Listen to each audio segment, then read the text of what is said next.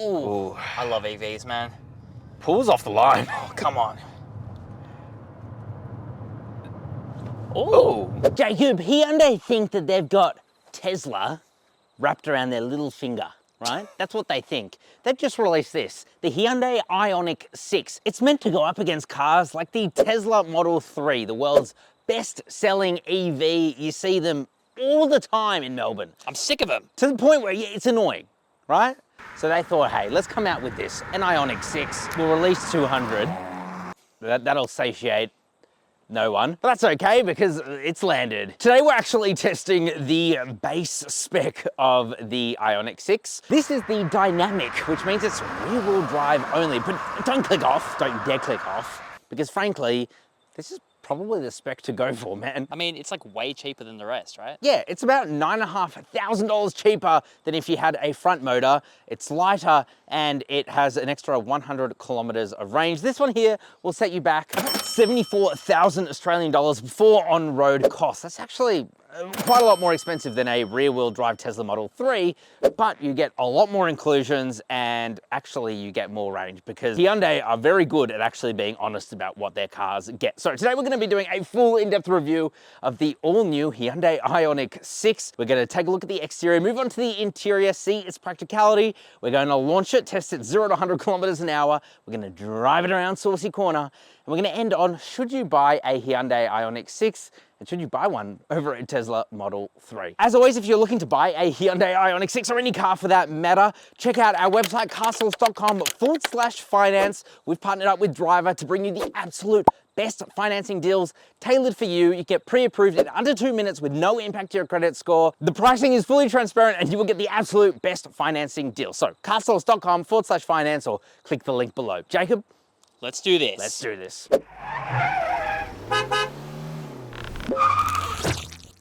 Okay, so I want to start the exterior by actually, Jacob, taking a look at the key. When you look at it, it just looks a bit weird, like why would they do that? But then you turn it to the side and you see it's actually the Hyundai badge. That's kind of cool. Yeah. You can also do a few cool things with this key, like remote start it, but you can also drive it forward as well, or back to take it out of a car spot. I think that's pretty cool. Now, I think even funnier, Jacob, is that you and I completely disagree on which angle we like. I don't really like the front, but I love the rear, Jacob. I mean, I'm starting to change my mind, to be honest. Oh, are you? Yeah, a little bit. Okay, so now Jacob likes the front and the rear. So you have these pretty cool LED lights. You've got the classic parametric pixel. That's the Hyundai electric vehicle signature, I guess. That's your daytime running lights. It's also your turning signals. You've got some really bright LEDs there as well. Although I gotta be honest, I don't know, it just looks a bit weird, a bit small. I don't like the shape of the headlights at all. Yeah, well, I mean, this thing is designed to be as aerodynamic as possible. This is the most aerodynamic Hyundai vehicle ever, a drag coefficient of 0.21. You don't need to know what that means, just know that that's pretty actually amazing. So to achieve it, they've done things like make the Hyundai badge completely flush with the body, which is kind of cool. You've also got completely blocked up front, except for these. These are flaps that open and close, depending on if the car actually needs a bit of airflow to help cool its components. You've also got your sensor down here with some more barometric pixels. You've also got cameras up at the top. This is all for your safety systems. Now, if you want to read more about the safety of this vehicle or get some extra insights, head to our website, carsource.com. We've got a full detailed written review of this up on the website live now too. We've also got this black bar here that kind of breaks up this paint. Jacob, this paint's called like Bite Blue or something. I think it looks like Miami Blue off a Porsche. What do you reckon? I mean, something like that. I'm colorblind, all right? Don't ask me. That's fair enough question. Look, it's really blue. This thing is really blue. Yeah, thanks for rubbing it in. You just see poo. All right, let's check out the side. Okay, so coming to the side, now you might be disappointed by this, but you shouldn't. You get these smaller wheels here. These are 18-inch alloy wheels. They've got a cool finish to them. And these wheels allow for better aerodynamics, and so it increases the range of this car. I like it a lot. You've also got some fat rubber here. They're not the best tires in the world, but at least you get a lot of comfort because you have quite a lot of rubber there. Coming to the rest of the side, you have your mirror here with a 360 camera there. This also has blind spot cameras, which is pretty cool. If you go for the Epic trim, which is the top trim, you actually get cameras instead. And then on the inside, you get some visuals there too. It's not necessary. I mean, it's very cool, but it's not necessary. These work just fine. Your turning signals here are also parametric pixels. That's kind of cool. The door handles are actually flush with the body, but if you unlock the car or walk up to it, they pop out. And then you've got keyless entry and go. That's pretty cool, Jacob, as well. Really tinted privacy glass. Man, I love the sloping look of this vehicle. It How looks amazing. cool is that? It's just a stunning, gorgeous look. In fact, let's talk about it. Now, Jacob, coming to the back, if you've ever wondered where the AU Falcon design team went, I think they went to Korea, because this is very reminiscent of an AU Falcon. One of my favorite crap sedans of all time. Up top, they've clearly taken some inspiration from Porsche, because this looks like what you would have on an air-cooled Porsche. It's pretty cool because you've got your third brake light up there. This whole thing like lights up at night especially. It's really cool. So does this massive parametric pixel light bar. It lights up again. Looks really, really sweet. Your turning signals are there as well. You do have the IONIQ 6 badge kind of in there as well. Again, very, very Porsche. That's actually an optional extra on Porsches. Here you've also got like a dual spoiler design. I think it looks so damn cool. You've also got these vertical parametric pixels. That's your reflector, and these are your reverse lights, and then you just get some black, scratchy plastic. I don't know, man. I actually really like the back of this car. I think it's one of the coolest cars on the road. People are breaking their necks looking at this thing, guys. It's unreal how beautiful this is. And alone on looks, man, this is a much better looking car than a Tesla Model 3. 100%, but I wouldn't call it beautiful. That's probably true. It's just audacious. Okay, I like it. Big words. Ostentatious. Let's take a look at the interior. Alrighty, kids, let's move on to the interior. First things first, I've got to get this off my chest. It's nicer in here than a Tesla Model 3, man. Yeah, especially when you're talking about like the rear wheel drive, which is probably the closest thing to this of the Tesla Model 3. This is just a much nicer interior. Let's start with probably the craziest part, and that is, this steering wheel here. It's nice and soft. I'm not even sure if it's real leather, man. No, it's definitely not. Everything's kind of just throwing me off in here. You do have these 4 little dots here, parametric pixels, as they say. That's actually Morse code for when you do things like change your drive modes. They do a cool animation when you put the car into gear using this phallic shifter here. It all just works so well. Now, like every Hyundai EV, you get these paddle shifters here. That's for your regen braking. You can turn on iPedal and have essentially one pedal driving. We'll come back to that. But probably the craziest thing about the interior is just the use of materials. It's such a nice place to be, but it almost feels like you're in a recycled cup. How I would describe it. This material in the center is all like this gray. It feels recycled, so I don't think they're lying there. You've got soft touch dotted around. You've got these, feels like corrugated plastic on the doors. Again, this recycled material here. I'm pretty sure that's made out of fish nets. Look, it's pretty wild in here, and it looks amazing. Doesn't necessarily feel the best, but it's all recycled plastics and stuff, so I'm not gonna blame them. You do have these cool things like a drawer instead of a glove box. That's so that this thing can feel a bit like a lounge. You've also got heaps of space, so look under here. That's just wild, insane. The center armrest is nice and soft. Inside, you get a couple of USB-C ports, plenty of storage. You've also got some more parametric pixels here. Can you tell that that's a theme of Hyundai? And you can use that as a bit of a pass-through and put your phone there to charge. You've also got a USB-A port here and a wireless charger. And guess what, Jacob? What? To let you know that it's charging, it uses parametric pixels. Again, I think it's so cool. Very funny. But I'm always disappointed to have this USB-A port here, friend. Can I tell you why? Why is that? Well, you get these dual screens here and they look awesome, but Hyundai is still having some sort of battle with either Google or Apple, they won't say. And so they won't enable wireless CarPlay or Android Auto on their system, even though they're all capable of it. So it's just disappointing. I mean, this screen is amazing otherwise. It's super bright, color accurate. It's just intuitive. I love the EV menu, including like the range thing. And this thing has quite a lot of range, so that's good. We'll come back to that again. And then up in front of you, you get a digital instrument cluster. It's pretty cool. You can go through a bunch of different menus. Again, super bright, color accurate. It all just works so well.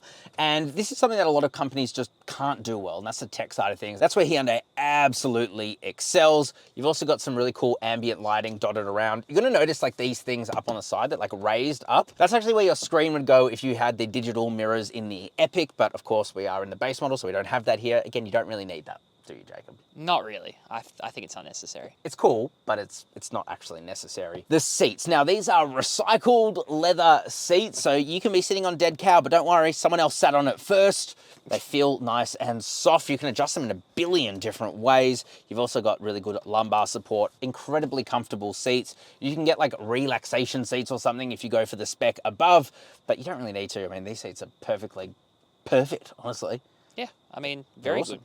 Yeah, feels really good. You're also going to notice these huge speaker inserts here. You do have a Bose sound system across the entire range. Sounds really, really good, man. Sounds like a nightclub when the doors are closed. It does sound like a nightclub with the doors are closed. You've also got a heads-up display, not the biggest, brightest, bestest, but it's, again, pretty good.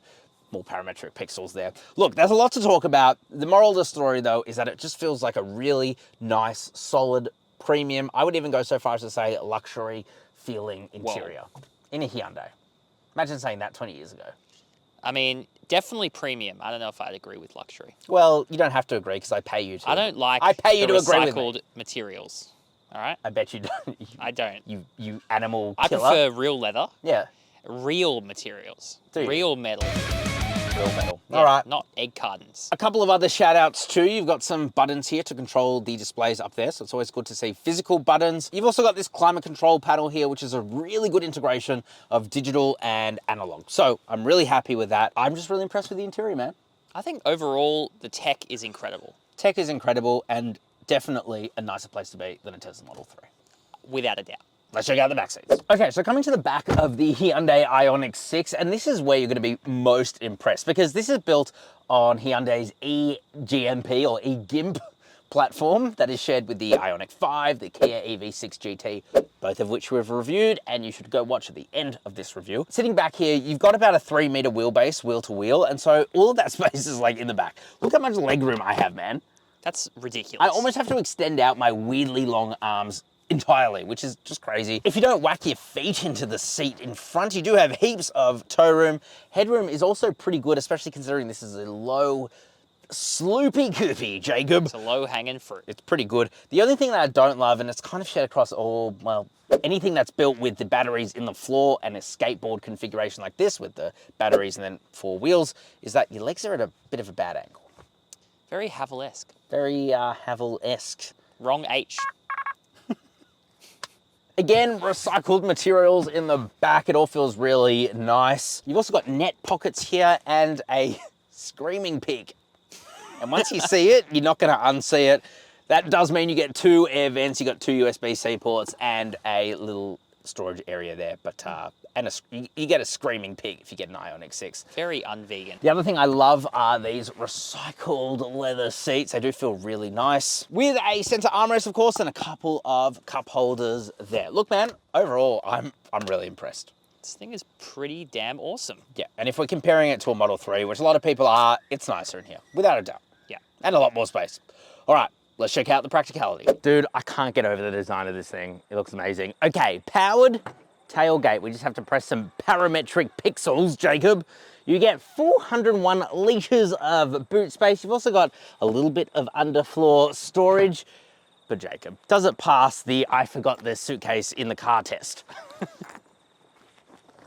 Oh yeah, get it in there. You could definitely get at least 1 suitcase in there, that's for sure. It's actually a pretty decent and usable amount of space, but Jacob, I had all my stuff in it. now you might be wondering, what if I want more space? Well, the Hyundai has you covered. You pull these little levers here. Of course, the seats don't just fall. You have to... But then look how much space you get. Unfortunately, you do get a bit of a hump in the floor, but otherwise, it's actually pretty good. It's a lot of space. Let's talk about the frunk. Okay, so coming to the frunk, Jacob, yes, finally Hyundai has a frunk in one of their EVs. You have about 41 litres of space in there. It's also where you will find your home charger, yeet, and where you will find your vehicle to load charger. We'll talk about these in a second. In here, you do get a map pocket. That's kind of cool. You've also got a removable IONIQ floor mat to stop things from rolling around. And it's a decent amount of space. You probably won't often use this compared to the boot, but it's still pretty good to have. Now, Jacob, let's talk about what powers this thing. So powering the Hyundai IONIQ 6, first of all, look, a little powered opening thing there. That's pretty cool. You do have a 77.4 kilowatt hour battery in this thing. As I said, this has a 614 kilometer range, and I've been getting about 550, which is really good. It's actually quite close to what the WLTP cycle is. Here, you've got your home charger that comes with the car. You can plug that in, but it's gonna charge really slowly. Jacob, I think we, plugged it in, it was 36 hours 36 hours at 50%. That's ridiculous. So you're not really gonna do that. You're gonna wanna install a level 2 charger at your home. All this thing supports up to 350 watt fast charging. And if you go for the Epic, which is the top trim, you actually get a battery preconditioning thing. It's just a software thing, but it helps to warm up the battery and allows it to charge a bit faster. Here, you've got your vehicle to load. It's pretty cool because when you take this out and you plug that in, then you can open this up here and plug in a lot of household appliances, like even a coffee maker, and you can make coffee out there. It's really cool if you're camping, things like that. You're not really gonna use this very often, but hey, maybe you might if you're out in the field a lot. So very cool stuff. So as I said, we have the rear wheel drive here that has a 165 kilowatt powered motor at the rear, 350 Newton meters of torque. It might not sound like a lot considering that this thing weighs about 1,900 kilos, but the reality is, as you'll see in a moment, it's still really fast. If you want to go for the spec above, you can add a motor to the front, and that will net you a 74 kilowatt motor at the front. More importantly, it almost doubles the amount of torque, but the 0 to 100 of that one is 5.1 seconds. They don't claim a 0 to 100 of this one, Jacob, so why don't we test it? Let's see.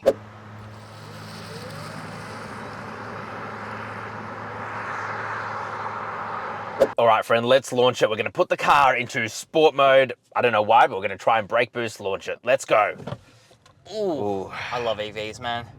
Pulls off the line. Oh, come on. Ooh. 0 to 100 in 7.08 seconds. Look, it's not the low, 5 seconds like you get in the all-wheel drive, but you do get an extra 100 kilometers of range and almost the same. I think it's a worthy trade-off. I think it's a worthy trade-off. All right, let's drive this thing normally.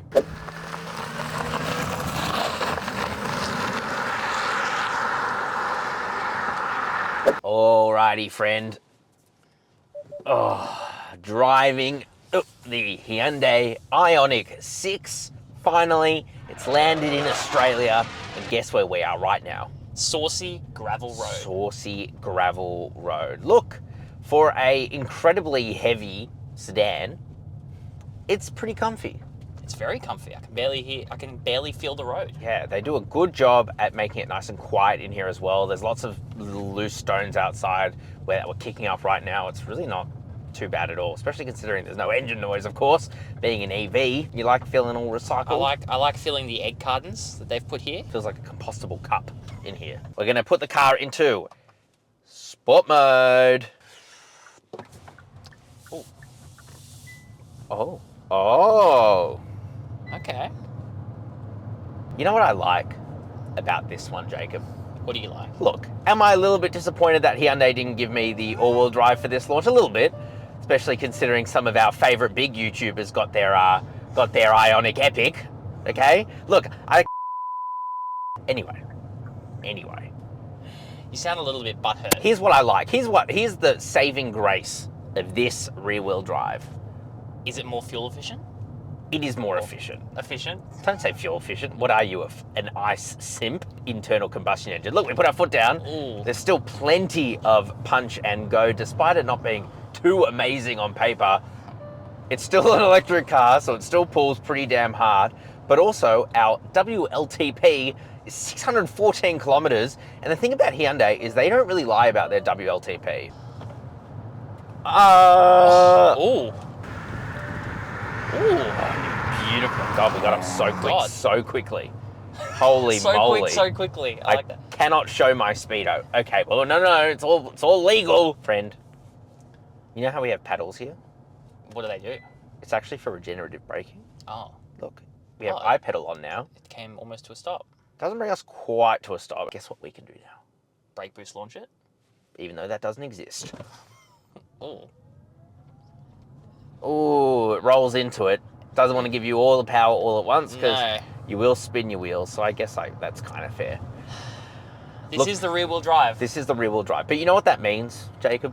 It means that it's actually better in the twisties because there's less weight over the front. The great thing about these is that they're all a skateboard build, right? So the battery's in the center and then you got the wheels at each corner. It means that the center of gravity is extremely low, and it means that it's like cheat mode. It handles amazingly well. They don't even have to try to do much, to be honest, because by its nature, this thing still handles surprisingly well. Oh, it's actually really good. It's still fast, guys. That's the thing about these. Even like the Tesla Model 3 rear wheel drive is still fast, even though it's like initial acceleration isn't amazing. Like once you're at normal cruising speed and you put your foot down, it's like nothing. It still like pulls hard. I mean, I'm impressed, and this is the base model. This is the base model, right? And look how complete it is. Now let's put the car into Eco, which is actually how I drive it, because you can see here the range just kind of climbs, sorry, drops as you go into anything a bit more sporty. So I've been driving in Eco, as this car should be. The steering is still quite heavy, but not in a bad way. I really like it. You just feel, I don't know, you get a lot of feeling through the front end, and then when you put it in sport mode, it just adds extra weight. I like the steering wheel too. Looks pretty cool, doesn't it? Speaking of steering wheels. Speaking of just driving, saucy corner. Plant our foot. Come on. Come on, baby. Build that power. Build that power. Take us all the way up. Okay, so coming up to hairpin number 1. I'm scared. No limited slip differential here. Oh, rear wheel drive. It feels like a rear wheel drive though. That's fun. That's cool. Oh, here we go. See, if we were in the standard with the all-wheel drive, we would be understeering up that entire corner. But because it's rear-wheel drive, we can power oversteer pretty quickly, even with traction on. Now, let's put the car back into normal. It doesn't have adaptive dampers, but that's not necessarily a bad thing because Hyundai do a really good job on their suspension tuning. The other thing, friend, that I want to mention before we end this is the autonomous driving, because you put on the cruise control and this thing will essentially drive itself. It wants us to keep our hands on the steering wheel, but between you and I, you don't ever have to touch the steering wheel. I'm joking, of course you do. But it like drives itself. And when you're just driving around town with your single reduction gearing and you're just moving from point A to point B, that's what you'll be doing. That's what you're doing. You're just using autonomous driving. These things really do just drive themselves at this point. Let's get into our final thoughts. Let's. Alrighty, friend. The Hyundai IONIQ 6. Now, is this better than a Tesla Model 3? I actually think in a lot of ways, yeah, it is. The interior is 100% better. It just feels a lot nicer on the inside. The tech is just more usable. Hyundai do an amazing job. I think it looks better, though that is subjective. In terms of outright performance, the Tesla Model 3 and this are pretty on par. In fact, the Tesla Model 3 probably drives a little bit better, I'm not gonna lie. But you do get more range in this thing, so depends what's important to you. But Jacob, what do you think about the Hyundai IONIQ 6? Look, I really like it. It's just, I don't think people are going to be able to get one. That is true. And I mean, I think if you want a unique looking car, you can't go past this one. Can't go past it. But let us know what you guys think down in the comment section, just below that like button. Would you buy a Hyundai IONIQ 6 or do you have one on order? Subscribe to the channel if you are new. We would love to have you around. Click over there to watch my Tesla Model 3 all-wheel drive long range review. I think that's what it was called. Or if you want to see another car based on the same eGMP platform, click over there and watch our Kia EV6 GT review. That is an insane car. And if you guys need finance, remember to click over there. All right, ciao for now. Catch you later.